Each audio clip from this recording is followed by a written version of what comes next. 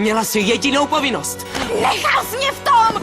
Samotnou! Konec. Tak dostanem 5. Vzpomínáš, jak jsem tě seznámil s Lindsay Sullivanovou? Jak to dopadlo? Kámo, chodím s ní, jo, máš to u mě. Jo, to mám, pamatuj na to. Čau, Michelle. Mám prosbu. Dobrá, už se moc těším na vaše prezentace. Sue Hacková chtěla jít jako první.